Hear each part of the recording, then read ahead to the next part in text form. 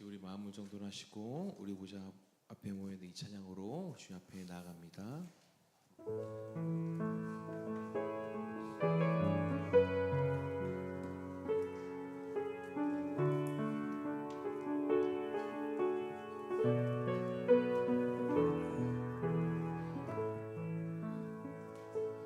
우리 보좌 앞에 모였네. 함께 주를 찬양하며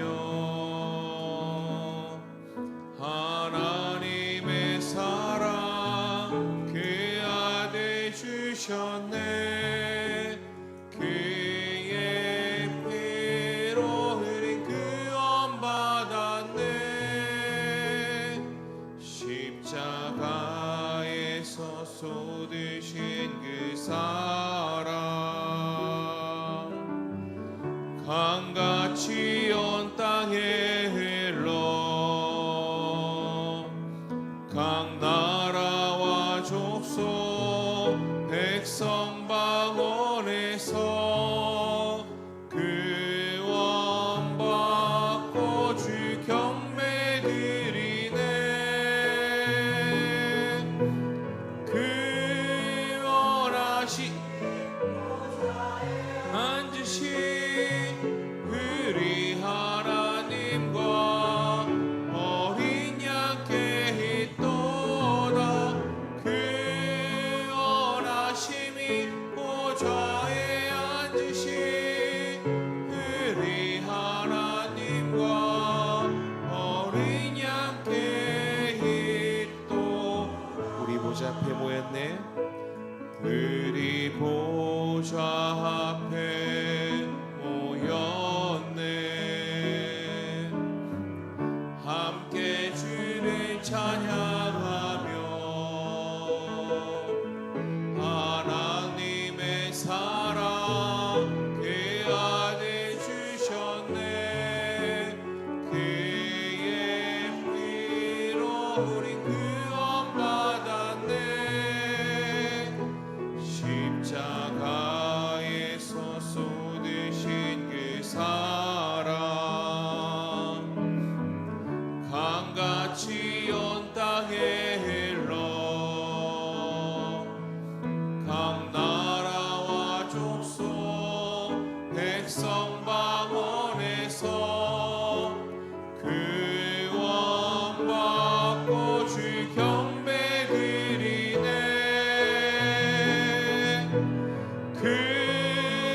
구원하심이 보좌에 앉으신 우리 하나님과 어린 양께 있도다. 구원하심이 보좌에 앉으신 우리 하나님과 어린 양께 있도다. 구원하심이 보좌에 앉으신 구원하심이 보좌에 앉으신 우리 하나님과 어린 양께 있도다. 구원하심이 보좌에 앉으신 우리 하나님과 어린 양께 있도다.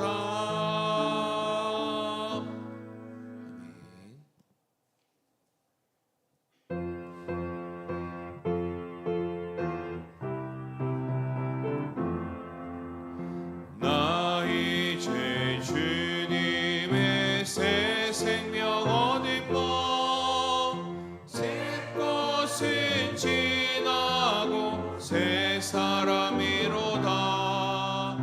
그 생명 내 맘에 강같이 흐르고 그 사랑 내게서 해같이 빛난다.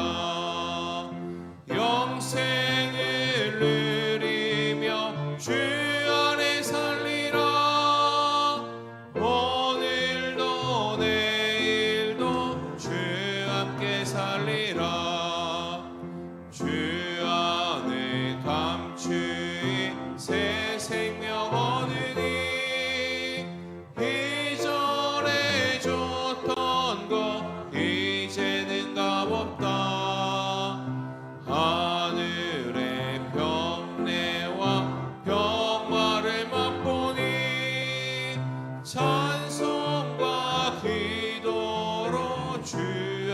살리라.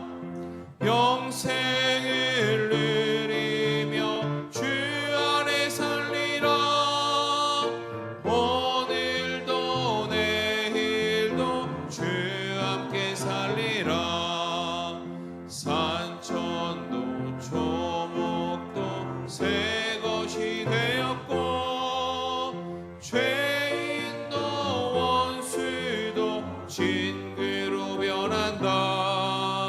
새 생명 얻은 자 영생을 누리니 주님의 모심만 새 하늘이로다. 영생을 누리며 주 안에 살리라. 오늘도 내일도 주 함께 살리라.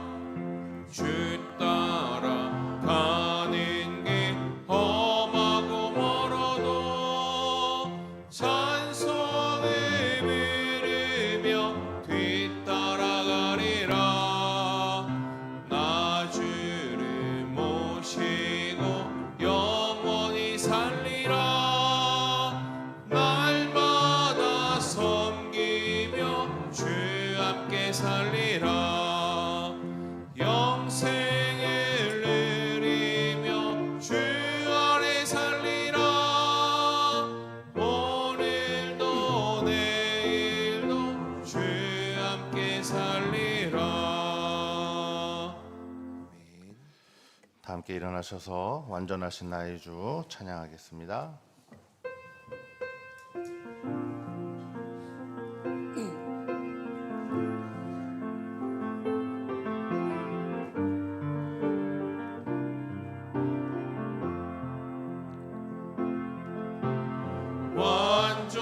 완전하신 나의 주 그의 길로 날 인도하소서. 행하신 모든 일 주님의 영광 다 경배합니다.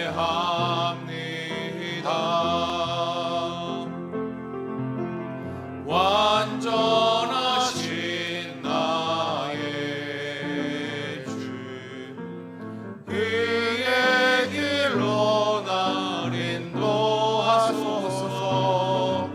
행하신 모든 일 주님의 영광 다 경배합니다. 예배합니다. 찬양합니다. 주님만 날 다스리소서. 예배합니다. 찬양합니다. 주님 홀로 높임 받으소서. 예배합니다. 찬양합니다. 주님만 날 다스리소서. 예배합니다. 찬양합니다. 주님 홀로 높임 받으소서.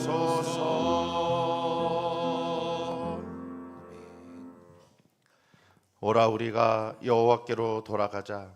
여호와께서 우리를 찢으셨으나 도로 낫게 하실 것이요 우리를 치셨으나 싸매어 주실 것임이라. 여호와께서 이틀 후에 우리를 살리시며 셋째 날에 우리를 일으키시리니 우리가 그의 앞에서 살리라. 아멘.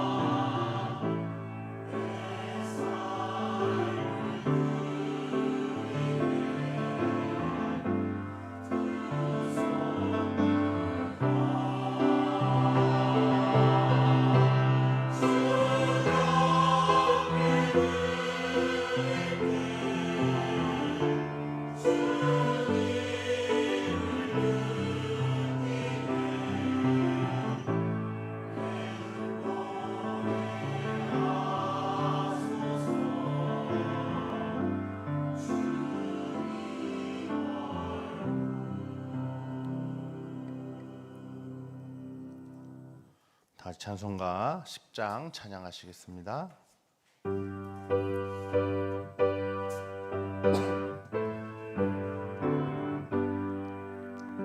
전능왕 오셔서 주 이름 찬송케 하옵소서.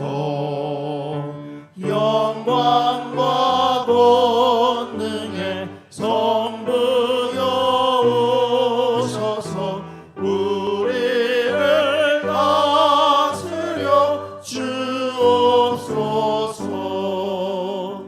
강생한 성자여 오셔서 기도를 들으소서. 택하신 백성들 복 내려 주시고 거룩한 마음을 주옵소서. 위로의 주 성령 오셔서 큰 증거 주옵소서.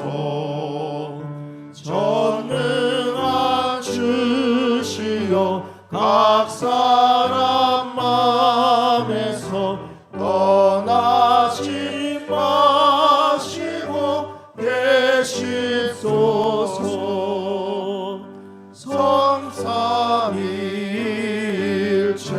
성삼위일체께 한없는 찬송을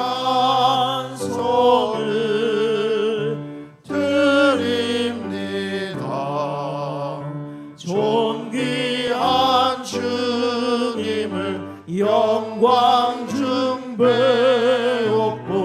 영원히 모시게 하옵소서.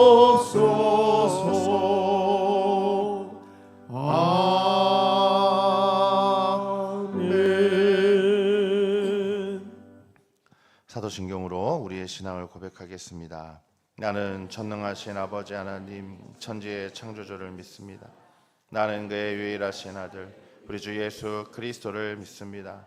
그는 성령으로 잉태되어 동정녀 마리에게서 나시고 본디오 빌라도에게 고난을 받아 십자가에 못 박혀 죽으시고 장사된 지 사흘 만에 죽은 자 가운데서 다시 살아나셨으며 하늘에 오르시어 전능하신 아버지 하나님 우편에 앉아 계시다가 거기로부터 살아있는 자와 죽은 자를 심판하러 오십니다. 나는 성령을 믿으며 거룩한 공교회와 성도의 교제와 죄를 용서받는 것과 몸의 부활과 영생을 믿습니다. 아멘. 다 함께 자리에 앉으셔서 성시교독하겠습니다. 교독문 49번입니다.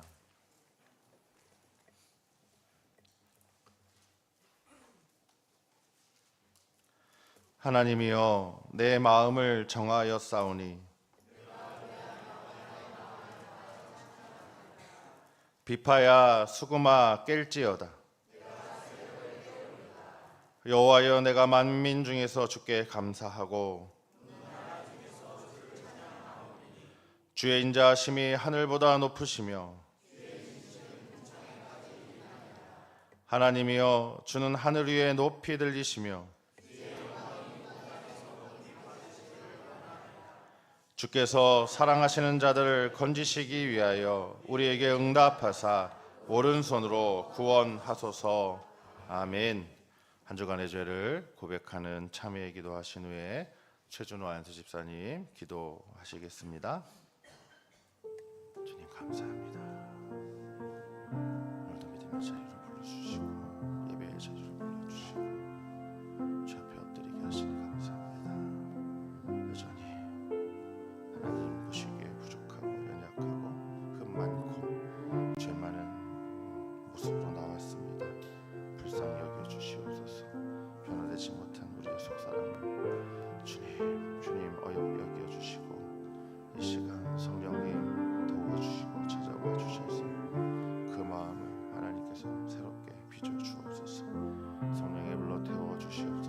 술처럼 정결케 하여 주옵소서. 아버지 기경하여 주옵소서.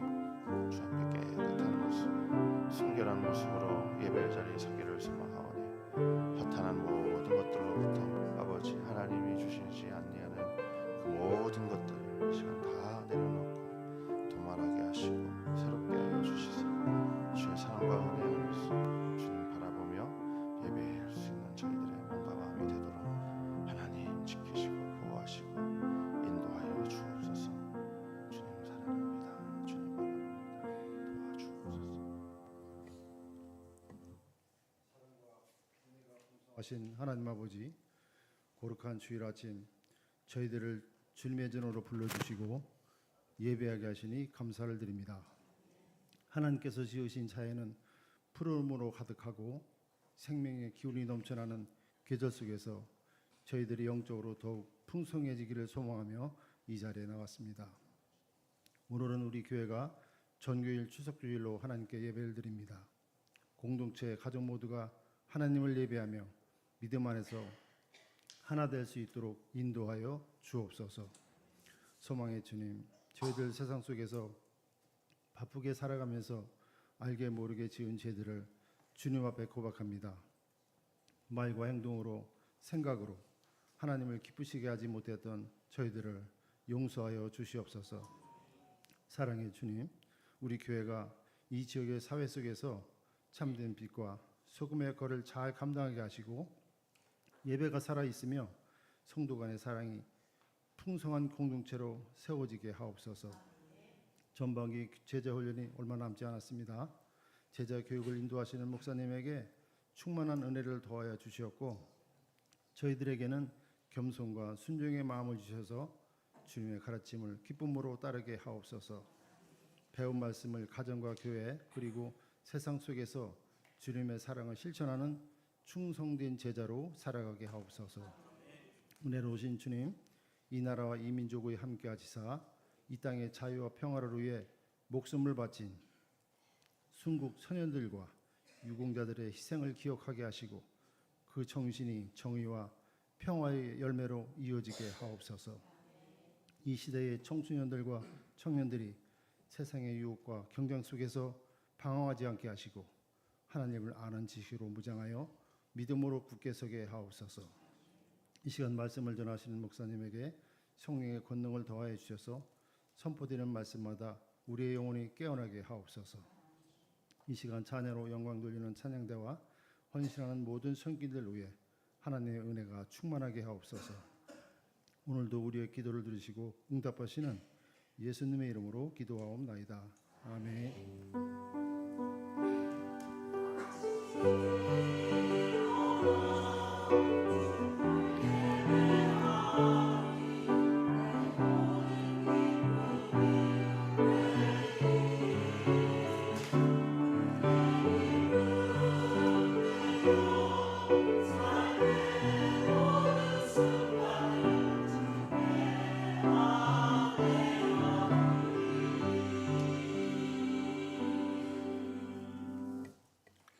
다 함께 찬송가 559장 찬양하시겠습니다.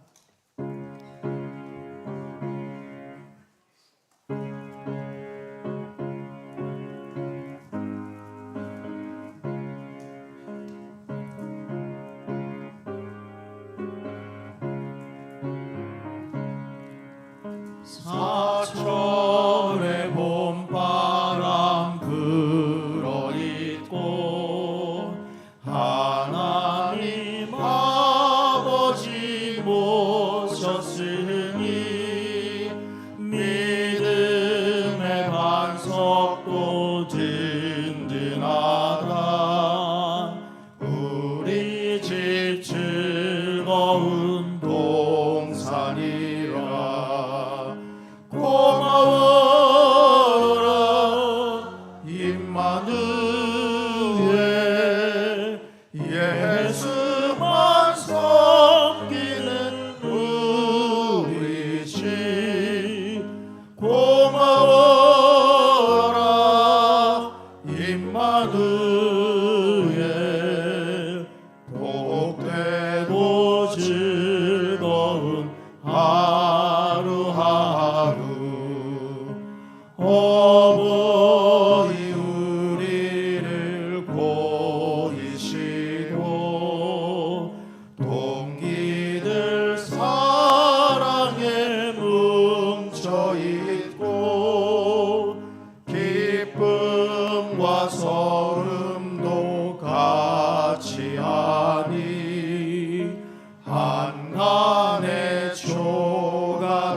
천국이라.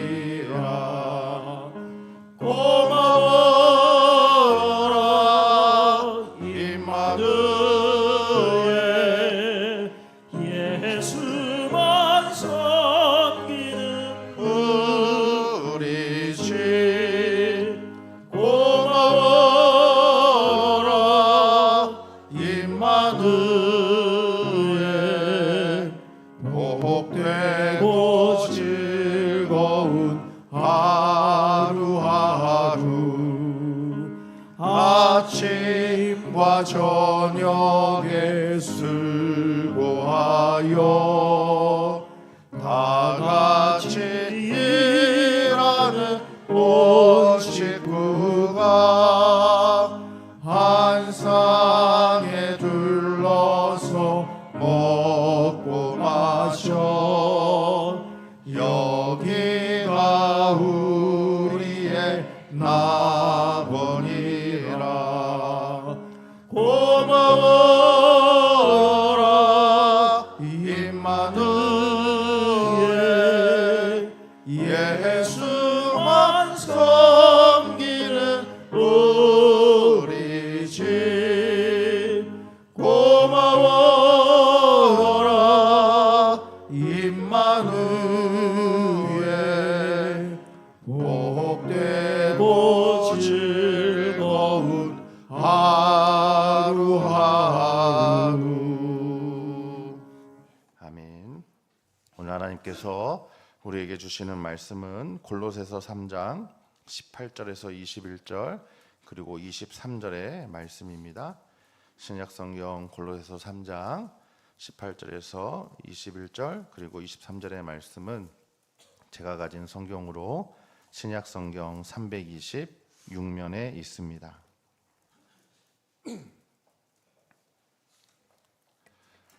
이제 제가 하나님의 말씀을 받들어 읽겠습니다. 아내들아, 남편에게 복종하라. 이는 주 안에서 마땅하니라. 남편들아, 아내를 사랑하며 괴롭게 하지 말라. 자녀들아, 모든 일에 부모에게 순종하라. 이는 주 안에서 기쁘게 하는 것이니라. 아비들아, 너희 자녀를 노엽게 하지 말지니 낙심할까 함이라. 무슨 일을 하든지 마음을 다하여 주께 하듯 하고 사람에게 하듯 하지 말라. 아멘.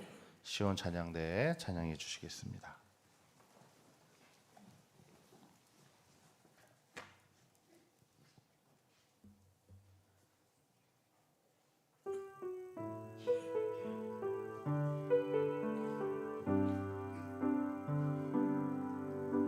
주의 자녀로 산다는 것은 불 가운데로 걸어가는 것, 그 속에서 신실하게 날 지키시는 그 손길을 경험하는 것.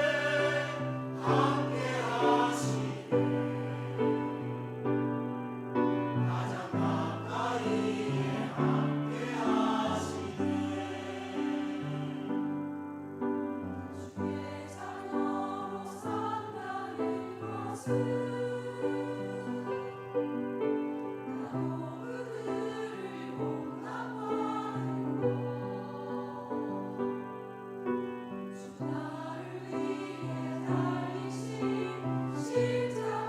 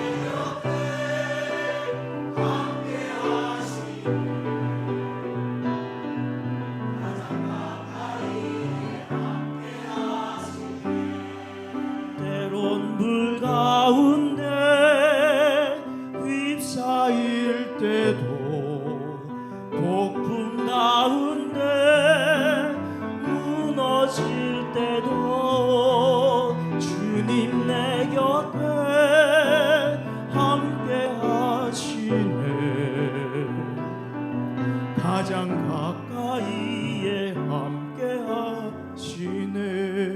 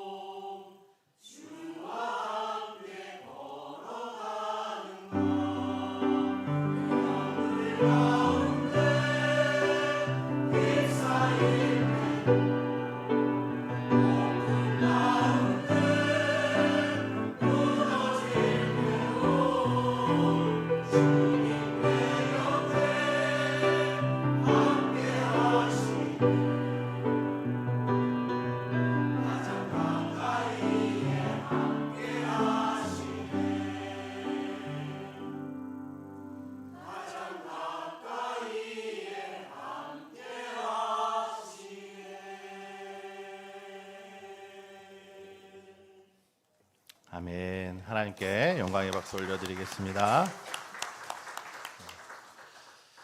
십자가 그 사랑으로 살아가는 것이 녹록하지 않겠지만 언제나 나를 용납하시고 나를 사랑하셨던 그 사랑으로 주의 자녀답게 그렇게 살아가시는 저와 여러분 되실 줄로 믿습니다.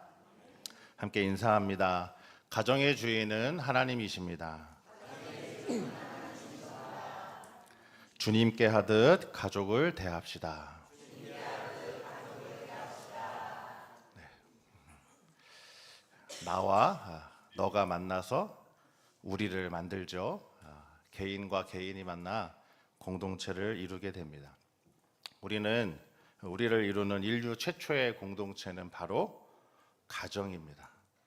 어떻게 보면 인류 역사는 자기의 가정, 그 가족의 우선순위를 두고 모든 행동을 선택해 왔다라고도 할 수 있습니다.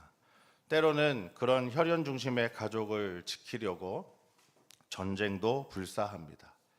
가만히 세상을 보면 그 내용을 들여다보면 이것에서 그 크게 벗어나지 않는 것 같아요. 어떤 가치보다도 혈연 가족을 앞세워서 또 자자손손 대대로 그 부귀영화를 누리고자 합니다. 여전히 이 사회 안에 여러 형태의 부의 대물림이 있죠. 그래서 누군가는 그 부유한 환경에 태어나지 못한 것을 원망하고 세상을 기울어진 운동장으로 여깁니다. 2030 세대의 불만의 근원에 태어날 때부터 출발선이 다르다라고 하는 상대적인 박탈감이 있다고 합니다. 누구는 금수저로 태어나고 자신은 흙수저로 태어난 것에 대한 원망이죠. 다 같이 그냥 똑같이 흙수저였으면 상관이 없는데 주변을 돌아보니까 그렇지 않은 거죠. 더 큰 문제는 도저히 자신은 이제 흙수저에서 금수저로 바뀔 수 없다라고 하는 그런 절망이 또 한편에 있는지도 모르겠어요. 처음 필리핀 제가 마닐라 톤도의 쓰레기장에 갔던 장면이 떠올랐습니다. 쓰레기장은 마침 도심 안에 있는 섬과 같았어요. 쓰레기장 너머로 마닐라 시내의 화려한 고층 빌딩의 숲이 보였습니다. 쓰레기장에서 태어난 아이들이 저 빌딩 숲을 보면서 상대적 박탈감을 느끼지 않았을까 염려됐었습니다. 그때 선교사님께서 하셨던 말씀이 생각납니다. 선교팀 여러분과 이 아이들의 차이는 단 하나밖에 없습니다. 어디서 태어났느냐, 그것밖에는 없다는 말씀이었어요. 그래서인지 몰라도 지난 6월 3일에서 4일에 다녀갔던 우리 필리핀 선교팀의 여운이 제게 아직 남아 있습니다. 자신이 태어난 가정, 그리고 그 빈곤한 환경을 탓하지 않고 신앙 안에서 너무나 잘 성장한 모습을 보니 10대와 20대의 제 모습이 떠올랐습니다. 부끄럽기도 하고 또 부럽기도 했습니다. 신선한 자극과 도전이 되었습니다.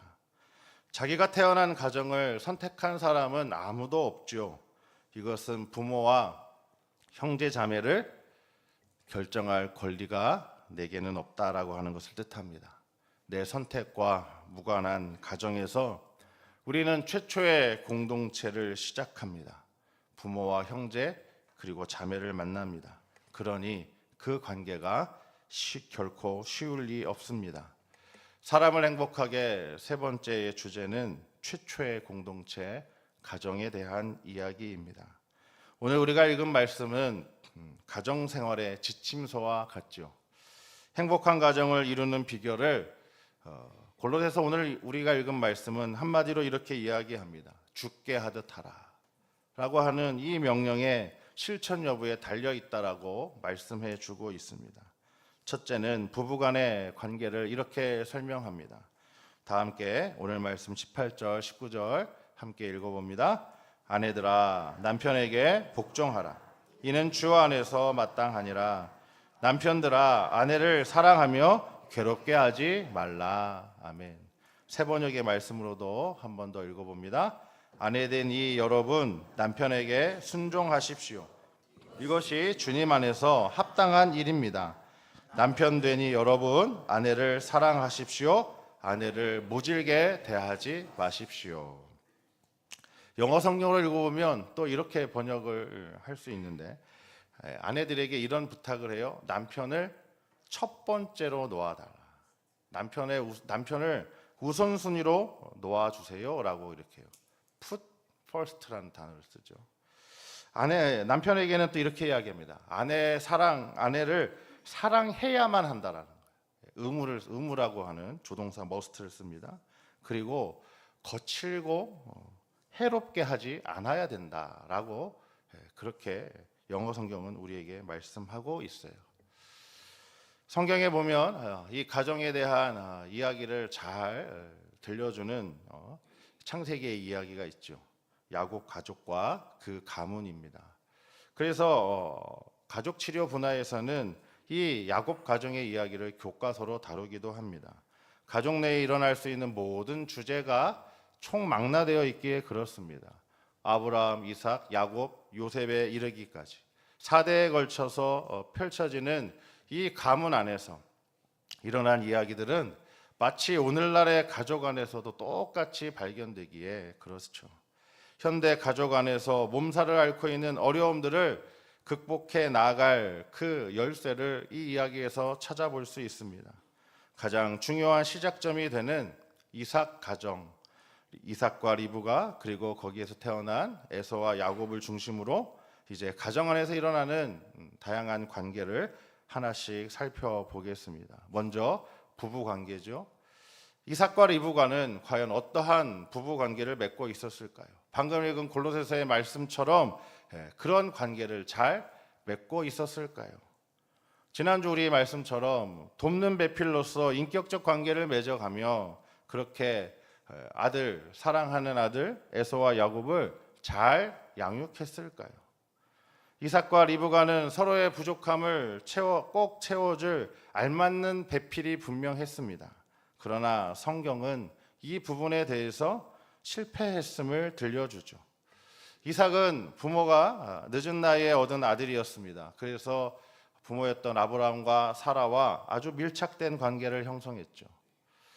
스스로 의사결정을 잘 하지 못했습니다. 부모에게 매이게 되었어요.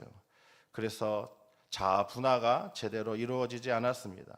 그래서 그는 단지 아브라함의 아들 또는 야곱의 아버지로서 종종 언급됩니다.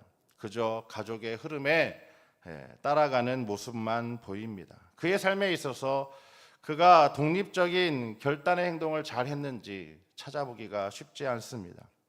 한 가지 예를 들어드리면 창세기 26장을 보게 되면 이제 그랄 왕 블레셋 땅으로 거주했을 때가 있어요. 그때 이삭은 한 가지 실수를 범합니다. 아버지처럼 아내를 누이라고 속이는 행동을 그대로 답습을 했어요.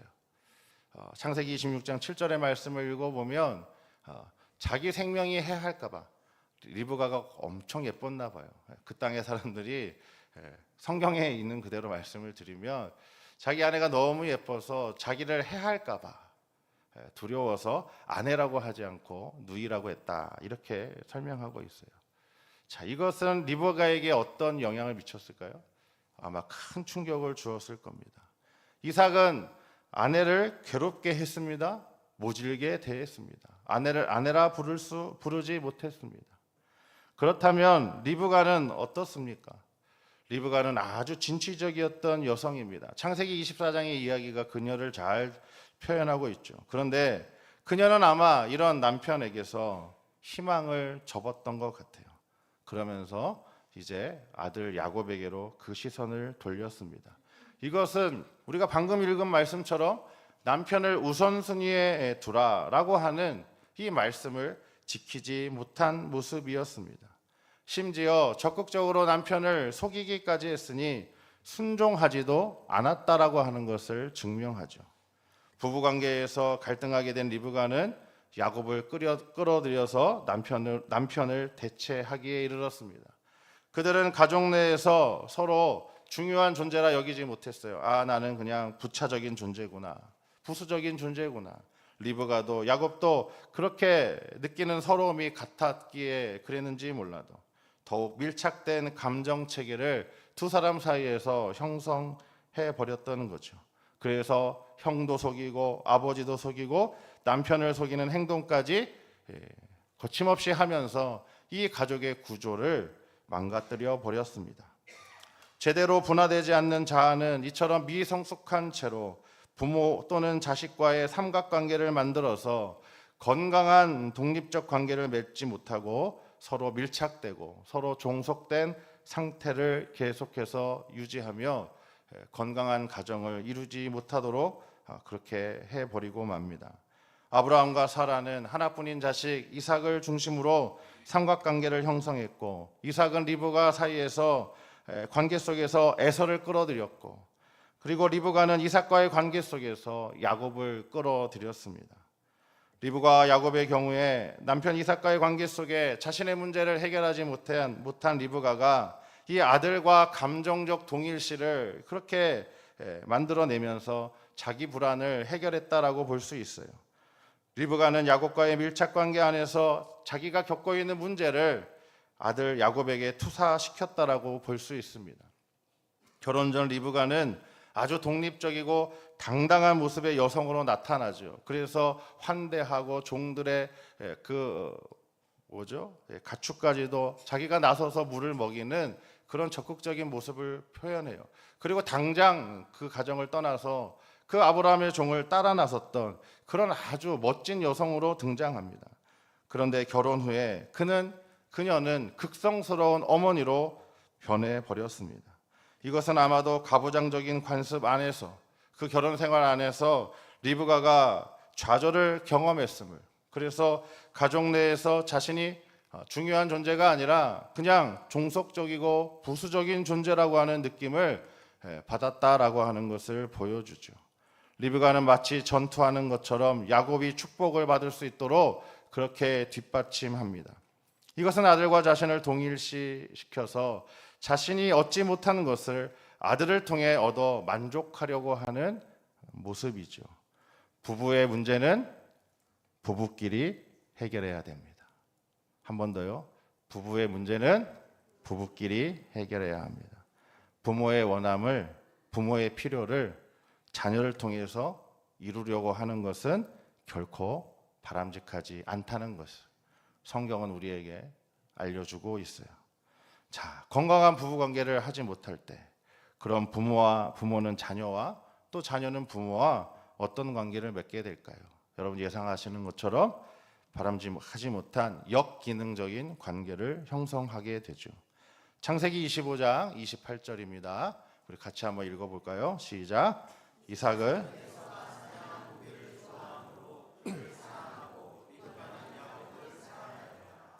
아멘. 저 영어 성경을 밑에 보면 두 아들에 대한 비교가 있었다라고 하는 것을 발견하죠. 더라고 하는 표현이 나오죠. 더 가장 좋아하는 아들 이런 표현들이 나와요. 아버지 이삭은 누구를요? 에서를 더 사랑했고요. 어머니 리브가는 야곱을 더 사랑했다는 거예요. 한 명씩이니까 나누어서 그래 너는 첫째, 너는 둘째 그렇게 공평하게 사랑했다 생각하실 수도 있겠어요. 하지만 여러분 자녀 사랑이 어디 수학적 사고로 가능합니까? 우리 저기 두 친구가 앉아있고 오늘따라 형제들이 앉아있네요. 저 두 형제들에게 각각 엄마 아빠가 따로따로 한 명씩만 내가 너 더 사랑할게 한다고 생각해봐요. 쟤네들이 깜짝 놀랄걸요. 뭐 청천벽력과 같은 그런 날벼락을 아마 경험하게 될 거예요. 제가 두 아이를 키우면서 저도 제일 어려웠던 부분이 바로 여기에 있었어요. 지금은 우리 큰 아이가 이제 뭐 20대가 됐으니까 다 이해했지만 이 10대 시절에 청소년 시기에는 제가 하는 이 설명을 잘 받아들이지 못했어요. 아빠의 사랑이 100이면 자기랑 동생이랑 어떻게 해요? 50씩 반반씩 나눠준다라고 정말로 그렇게 생각을 했었습니다. 첫째는 100이라고 하는 사랑을 다 받다가 동생이 생겨서 어떻게 해요? 그 절반을 뺏긴 것으로 이해하죠. 그러면 동생의 입장을 한번 볼까요? 둘째는 태어났는데 처음부터 자기보다 먼저 부모의 사랑을 받고 있는 첫째가 딱하니 내 앞에 있으니까 어떻게 돼요? 어떻게 하면 자신에게 더 유리하게 그 부모의 사랑과 관심을 끌어올 수 있을까를 연구합니다. 참 신기하죠. 그래서 어릴 때부터 여기 있는 우리 아이들처럼 신앙을 잘 가지고 하나님 사랑이 어떤 것인지를 잘 깨닫게 하는 것이 중요합니다. 여러분 만약에 하나님께서 사랑을 여기에 있는 여러분들께 나누어서 주신다라고 생각하면 여러분 얼마나 실망이 되시겠어요. 더 많은 사람이 하나님을 안 믿기를 바라지 않겠어요? 왜요? 내가 받을 사랑이 줄어드니까요. 그렇지 않죠. 하나님 사랑은 어떤 사랑이에요? 한 사람 한 사람을 향해서 하나님은 온전하고도 충분한 100의 사랑을 주신다는 거예요. 제가 그렇게 아이들에게 설명을 했어요. 그것처럼 엄마 아빠는 너희들에게 최선을 다해서 각각 100으로 사랑한다라고 그렇게 말했습니다. 나누어 사랑하지 않는다 말했습니다. 하지만 부모를 처음 해보는 거니까 하나님처럼 똑같이 그렇게 못하는 것은 사실이다라고 또 솔직하게 고백하기도 했습니다. 다만 비교하거나 둘 중에 누굴 더 사랑하지는 않는다라고 그렇게 얘기해 주었습니다. 그러면서 가끔 따로따로 시간을 만들어서 아이의 성향에 맞게 대하려고도 노력했습니다. 설명도 해주고 또 살짝 아이가 더 좋아할 이야기도 해주고 부모가 같이 만나기도 하고 또 따로따로 만나기도 하고 그런 시간도 갖기도 했습니다. 우리가 하나님이 아니니 때로는 실수하고 실패할 수는 있지만 여러분 적어도 마음만큼은 그래야 하지 않을까요? 그리고 최선을 다해 자녀들이 오해하지 않도록 그 생각의 틈을 메워주기도 하고 그리고 부모가 가지고 있는 그 진심을 나눠야 하지 않겠습니까? 그런데 이삭과 리브가는 이 지점에서 실패했던 것 같습니다. 자녀들은 아버지의 사랑도 필요하고요, 어머니의 사랑도 필요해요. 다 필요한 존재입니다. 어느 한편에서 사랑의 부족과 결핍을 경험하게 되면 살아가면서 그 빈자리의 경험을 메우기가, 이겨내기가 만만하지 않습니다. 에서와 야곱이 이것을 우리에게 잘 보여주고 있어요. 부모의 편애가 불러온 형제 사이의 비극이 오랫동안 서로를 미워하며 살도록 만들었다고 성경은 우리에게 들려주기에 그렇습니다. 오늘 말씀 골로새서 3장 21절 말씀 함께 읽습니다. 아비들아 너희 자녀를 경록해 말지니 낙심할까 함이라. 에베소서 6장 4절의 말씀에 의하면 자녀를 노엽게 하지 말라라고 되어 있어요. 부모의 편애가 어떻게 해요? 자녀를 낙심하게 하고 노엽게 하고 경록해 해서 서로를 어떻게 해요? 사랑하지 못하게, 아니 미워하게 만들 수 있다는 것을 기억하셔야 하겠습니다. 자, 이제 야곱과 에서의 이야기를 좀 볼까요? 야곱이 야비했다면 에서는 참 어리석었다라고 볼 수 있어요. 에서가 야곱에게 팥죽 한 그릇에 장자권을 판 이야기는 이 둘 사이의 예고편에 불과했죠. 서로 양보할 수 없는 본 경기가 곧바로 열렸습니다. 눈도 잘 보이지 않는 정도로 늙은 이삭이 이제 어느 날 에서에게 축복을 내리기 위해서 식사를 마련하라라고 하는 것을 리브가가 엿들었어요. 성경은 엿들었다라고 말해요. 그렇다면 무슨 말이에요? 이삭이 에서에게 말하는 그 장면에 리브가는 없었다라고 하는 겁니다. 그토록 중요한 일을, 장자권의 축복을 주는 건 엄청나게 중요한 일이었는데 그 중요한 일을 이삭은 리브가와 어떻게 해요? 상의하지 않았어요. 이게 문제였죠. 그러니 리브가는 남편의 눈이 어둡다는 약점을 이용했습니다. 그래서 야곱을 에서로 변장시켰어요. 그리고 자신이 별미를 만들어서 야곱이 가져가게 하고는 그 축복을 받게 했죠. 야곱은 이 계획에 거절하거나 반대하지 않았습니다. 거절하거나 반대할 수 있잖아요. 아이고 어떻게 그렇게까지 합니까 어머니? 라고 말하지 않아요. 오히려 잘못하다 들통나면 어떻게 합니까? 라고 실패 가능성까지 어머니에게 확인해요. 엄마 실패하면 어떻게 할 거야? 이런 얘기죠. 아버지 속이다가 나 걸리면 어떻게 할 거야?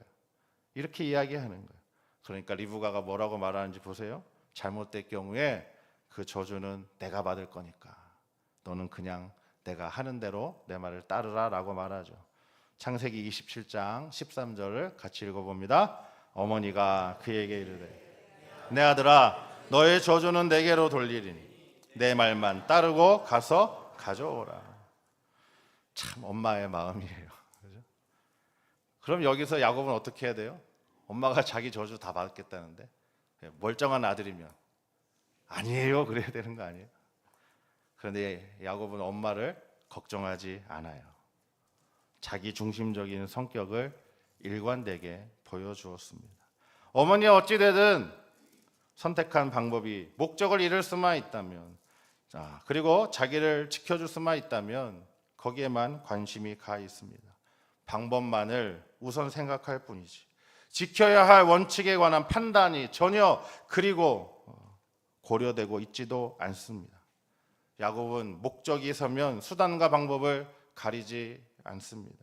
이것은 야곱의 이후의 삶에도 계속되지요. 자기 식대로의 그 삶을 내려놓고 하나님을 만나고서야 그제야 바뀌게 되는 것을 우리는 잘 알고 있습니다. 그럼 이런 질문이 생겨요. 이삭과 리브가는 왜 어쩌다가 이 아들들을 편애하게 되었을까 하는 거죠. 창세기 25장 27절의 말씀 같이 한번 읽어봅니다. 그 아이들이 장성함에 에서는 익숙한 사냥꾼이었으므로 들 사람이 되고 야곱은 조용한 사람이었으므로 장막에 거주하니. 아버지 이삭은 에서가 사냥해온 고기 맛에 빠져들었어요. 어머니 리브가는 집에서 늘 자신과 함께 지내는 야곱에게 더 정을 쏟았습니다. 각각의 상황과 필요에 적합한 아들의 행동에 마음이 끌렸고 그리고 더 기울어져 버렸어요. 자기 주장을 드러내기보다 늘 양보만 하며 살았던 이삭에게 아마 장자답게 밖에서 사냥도 잘하고 외모도 남자다운 그런 에서가 참 마음에 들었을 거예요. 자신에게 부족한 면을 지금 이삭은 에서를 통해 그렇게 충족하고 있었는지도 모르겠습니다. 리브가가 야곱에게 더 집착하는 데에는 에서의 결혼 문제도 영향을 미쳤습니다. 내키지 않는 며느리들로 인해서 리브가는 마음고생했습니다. 밤낮 밖으로만 쏘다니는 큰아들 에서보다는 자신과 이런저런 이야기를 도란도란 나눌 수 있는 야곱을 더 의지하게 되었던 거죠. 훗날 야곱을 에서의 분노로부터 지켜내기 위해서 자신의 친정으로 이 야곱을 보낼 때 이삭에게 내세운 이유도 며느리들 때문이었다라고 성경은 이렇게 들려줍니다. 창세기 27장 46절 함께 읽습니다. 리브가가 이삭에게 이르되 내가 헷 사람의 딸들로 말미암아 내 삶이 싫어졌거늘 야곱이 만일 이 땅의 딸들 곧 그들과 같은 헷 사람의 딸들 중에서 아내를 맞이하면 내 삶이 무슨 재미가 있으리까. 내 삶이 싫어졌대요. 세번역으로 보면 이렇게 얘기해요. 아주 넌덜머리가 났다. 세죠? 싫어졌다가 좀 나은 것 같아요. 자, 오늘 말씀 골로새 3장 20절 자녀들에게 이렇게 부탁하죠. 같이 한번 읽습니다. 자녀들아 모든 일에 부모에게 순종하라. 이는 주 안에서 기쁘게 하는 것이니라. 아멘. 모든 일에 라고 얘기하죠. 부모의 마음이 넌덜이 나게 해서는 안 됩니다. 자, 부모의 빗나간 사랑이 결국 형제끼리 서로 미워하게 만들었습니다. 야곱은 형의 배고픔을 이용한 것처럼 아버지의 눈이 어두움을 이용해서 축복을 받았어요. 야곱은 상대의 약점이나 공경을 이용해서 자신의 이익을 챙겼습니다. 에서가 돌아오기 전에 이 모든 것이 일사천리로 진행이 되었고 에서는 나중에서야 이 사실을 알게 되고 이렇게 크게 분노했습니다. 창세기 27장 40절입니다. 그의 아버지가 야곱에게 축복한 그 축복으로 말미암아 에서가 야곱을 미워하여 심중에 이르기를 아버지를 곡할 때가 가까웠은즉 내가 내 아우 야곱을 죽이리라 하였더니. 리브가는 야곱의 목숨이 위태롭다라고 생각해서 재빨리 이제 이 야곱을 피신시켰습니다. 야곱은 결국 집을 떠나게 되었습니다. 모든 것을 다 거머쥐었다라고 생각한 순간에 모든 것을 다 놓고 떠나야 되는, 잃어버리는 역전이 일어났죠. 인생의 아이러니가 아닐 수 없습니다. 야곱은 자신의 진실한 모습과 정체성으로 아버지의 축복을 받은 게 아니었습니다. 어디까지나 에서의 모습으로 축복을 받은 것이었고 아버지의 착오를 불러 일으켰던 것이죠. 야곱은 추방되다시피 집에서 나오게 되었고 철저히 이제는 자기 운명을 걸고 살아가지 않으면 안 되었어요. 이제 더 이상 어머니가 도와줄 수 없는 삶을 살게 되었던 거죠.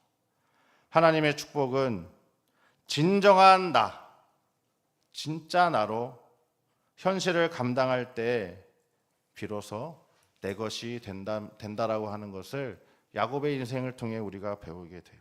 그런데 안타깝게도 아직 야곱은 그런 하나님과의 만남을 이루지 못했던 거죠. 야곱은 야곱으로서 축복받아야 옳았습니다. 에서로 변장해서 받은 축복은 껍데기에 불과했습니다. 에서로 위장한 야곱은 허공에 뜬 가짜일 뿐이니까요. 허울을 모두 벗어서 던져버려야 하지만이 하나님과 진실한 만남을 할 수 있게 되고 거기에서 얻은 축복만이 진짜라고 하는 것을 우리는 기억하면 좋겠습니다. 도리에 맞지 않은 온갖 수단과 방법, 얕은 꾀를 쓰면 얻은 게 많을 것 같지만 결국 다 놓치게 되고 자신조차 잃어버릴 수 있는 그 길로 갈 수 있다는 거예요. 야곱은 상대의 공경을 악용했습니다. 자기를 위장했습니다. 그로 말미암아 어머니가 받을 고통까지도 외면한 채 모른 척하며 자신이 목적했던 바를 성취하고자 하는 그런 인간의 전형적인 모습을 우리에게 보여주고 있습니다. 하지만 감사하게도 다행스럽게도 이후의 인생에서는 야곱의 인생 후반부에서는 철저히 하나님의 인도하심 가운데 정직한 모습으로 성장해가는 또 그런 고난의 경험, 뼈아픈 경험을 하지요. 그리고 마침내 진실한 사람이 됩니다. 야곱에서 이스라엘로 바뀌게 되는 거예요. 여러분 인생은 끝까지 살아봐야 되는 거예요. 그래서 어떤 인생도 중간에 포기할 필요가 없어요. 끝까지 가야 됩니다. 야곱이 이스라엘로 바뀌는 축복이 저와 여러분의 삶 가운데도 차고 넘쳐야 될 줄로 믿습니다. 여기에서 짚고 넘어갈 또 질문이 하나 있죠.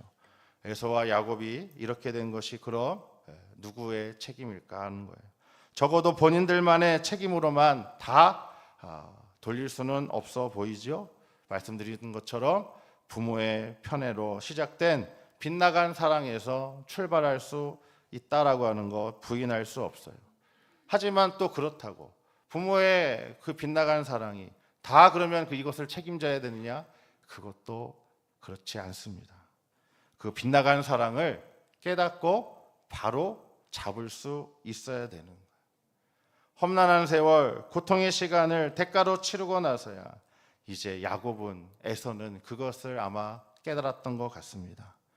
창세기 32장과 33장이 들려주는 이야기를 보게 되면 우리는 다행스럽게도 이 형제가 그 미움에서 벗어나 부모의 한계에서 벗어나 이제 제대로 된 관계를 맺는 모습을 보게 되죠. 형 에서와의 만남을 앞두고 야곱은 야복강 나루터에서 홀로 하나님과 밤새 씨름을 했습니다. 자기 인생을 되돌아 보았겠죠. 도대체 어디서부터 이렇게 꼬였을까? 어디서부터 이렇게 뭔가 실타래가 잘못 묶였을까? 어디서 풀어야 될까? 아마 밤새 그것을 혼자 그렇게 하나님께 묻지 않았을까요? 그러다가 깨달았겠죠. 빗나간 사랑이 만든 경쟁과 속임 속에서 내가 잘못 출발했구나. 그러면서 이제 그 모습에서 점차 벗어나게 되었다는 거죠. 가짜 자아가 아니라 진짜 자아의 모습으로 회복되기에 이르렀습니다. 그래서 이름이 바뀌게 된 것이었던 거예요. 속이는 자 야곱이 아니라 하나님과 겨루어 이긴 자 이스라엘로 바뀔 수 있었던 겁니다. 이제 부모에게서 벗어나 명확한 경계선을 가진 건강한 형제 관계로 먼저 나아갈 수 있게 되었던 거죠.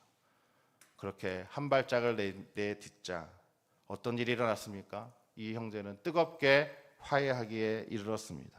창세기 33장 4절 말씀 같이 읽습니다. 에서가 달려와서 그를 맞이하여 안고 목을 어금 맞추어 그와 입 맞추고 서로 우니라. 이어지는 10절 말씀 또 같이 한번 읽어보겠습니다. 내가 형님의 얼굴을 배운즉 하나님의 얼굴을 본 것 같사오며 형님도 나를 기뻐하심이니이다. 아멘. 이제야 형을 형으로 인정하게 된 거죠. 서로 뜨겁게 포옹하고 화해했어요. 형제가 이런 갈등 관계를 끝내고 화해하게 될 때까지는 오랜 시간이 필요했어요. 그렇죠? 나중에 야곱의 편애를 받았던 요셉과 형제들도 똑같은 경험을 그렇게 반복했음을 또 창세기의 말씀을 통해 알 수 있어요. 그런데 요셉은 이렇게 말하죠. 이 모든 과정을 하나님이 선으로 바꾸셔서 더 많은 생명을 구원하고자 하신 섭리라고 그렇게 고백했습니다. 아브라함으로부터 시작해서 이삭과 야곱과 요셉까지 4대에 걸친 이 창세기에 통한 가족 이야기는 결국 하나님의 뜻이 어디에 있는지를 분명하게 보여주며 이제 말씀의 문을 닫습니다. 창세기 50장 20절이 그래서 중요한데 구원을 향한 선함, 바로 거기에 하나님의 뜻이 있다라고 하는 것을 들려줘요. 우리의 가정이 어디를 향해야 하겠습니까?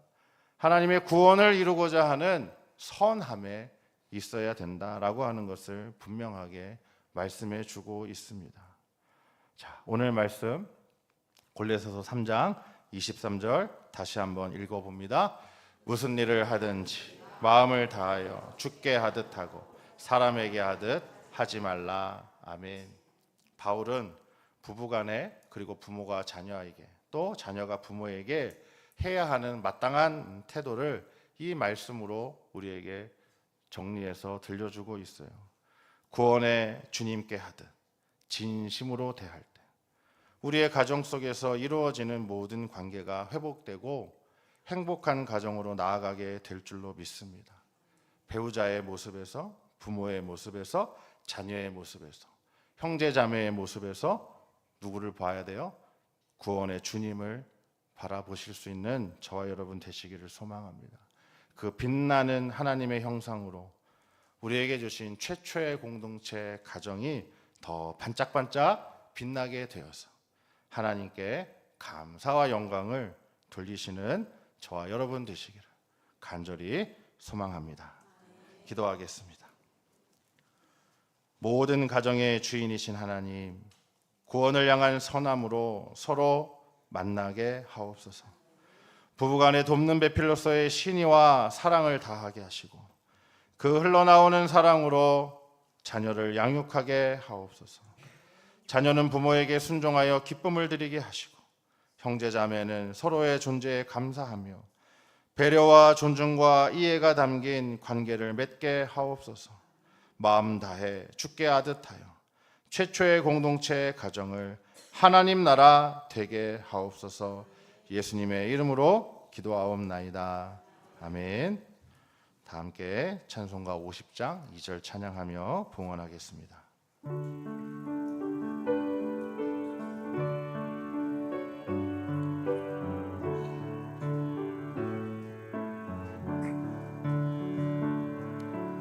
내게 있는 모든 것을 겸손하게 드리네.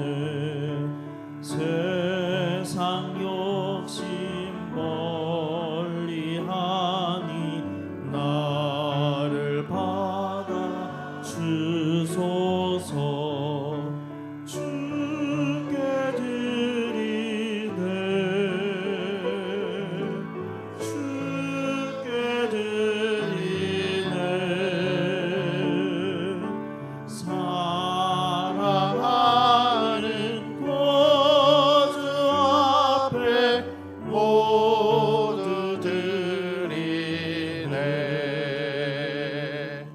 아멘.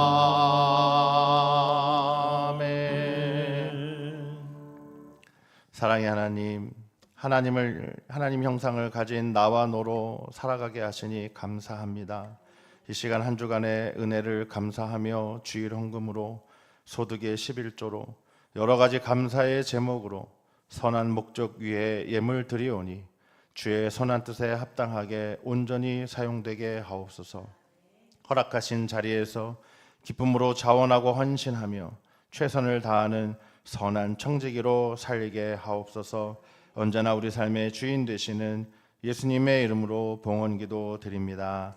아멘.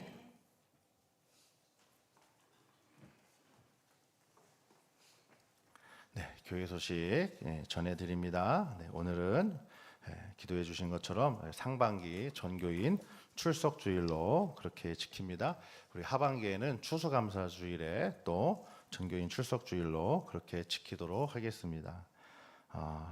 계속되는 우리 전교인 제자훈련 이제 오늘 그리고 다음 주까지 하면 상반기 10주의 과정이 이제 끝나는데요. 우리 제자훈련 소그룹 리더 모임 또 토요일에 계속됩니다. 상반기에 하는 마지막 모임입니다. 우리 소그룹 리더들은 꼭 한 분도 빠지지 마시고 참석해 주시기 바랍니다. 네, 지난주에 구두로 말씀드렸던 것처럼 여름철 냉방 적정 온도 26도입니다. 여러분 뒤에 보시면 예쁘게 이렇게 딱 스티커가 붙어져 있죠. 네, 그리고 온도 관리자는 교직원 그리고 관리부장님으로 이렇게 제안하도록 하겠습니다. 그래서 여러분 뭐 이렇게 말씀하실 게 있으면 교직원과 우리 관리부장님께 전달하셔서 그렇게 여러분 조치를 받으시면 좋을 것 같습니다.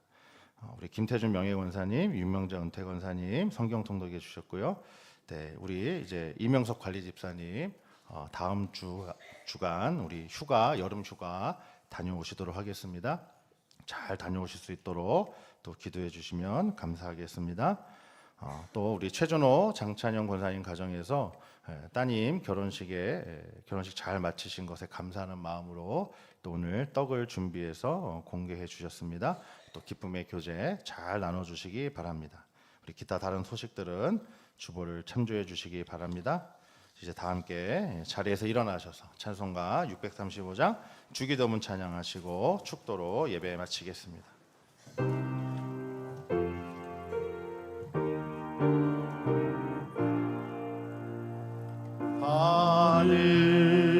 하늘에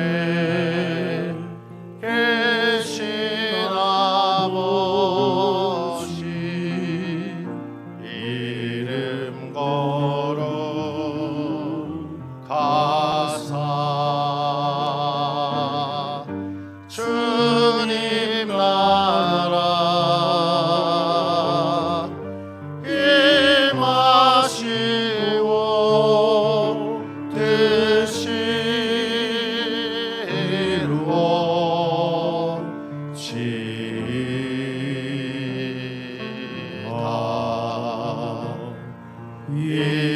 일용할 양식 주시고 우리들의 큰 죄 다 용서하옵시고 또 시험에 들게 마시고 악에서 구원하소서. 대개 주의 나라 주의 권세 주의 영광 영원히